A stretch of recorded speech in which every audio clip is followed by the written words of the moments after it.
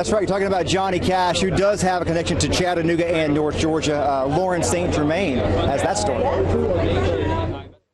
Here's a little song I wrote for Mr. Johnny Cash, a good friend of mine, called Montego Mountain. But to songwriter Richard McGivney, He's just John. That was him.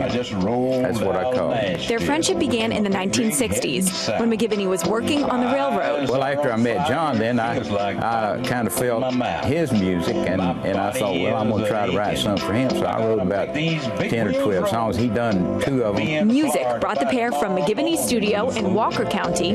That's outside the studio. That was John's 67 Cadillac. That's me. Yeah. To the Cash home in Hendersonville. That's the guest room. I stayed in there. I'd go up and say, I had the key to the house. I'd go up anytime I wanted to. Stays. Fast forward to Walker County on November 2nd, 1967. A night involving drinking.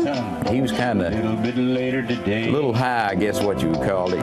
And a crashed car. But anyway, they had him arrested. McGivney said the Walker County Sheriff, Ralph Jones, called him to come down to the jail. So he went in the middle of the day. And he said, I can't let him out now. So these federal people all around this courthouse said you'll have to come back in the morning. 2 in the morning, when no one else would see. So I signed a bond, got old John out of there, and we headed back to Nashville then.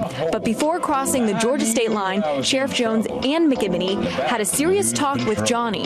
He had 2 choices, go down or straighten out. And that's when you get, a guy gets like that, he's got to do something. And straighten out he did.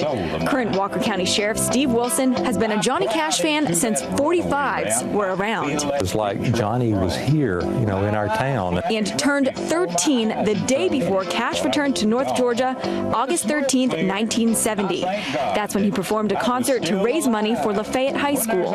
I think really to repay Sheriff Jones for what he had done for him when he was in jail overnight back in 1967. Putting his life back on the right note. Why, it's hell for a trucker when the devil's at your door.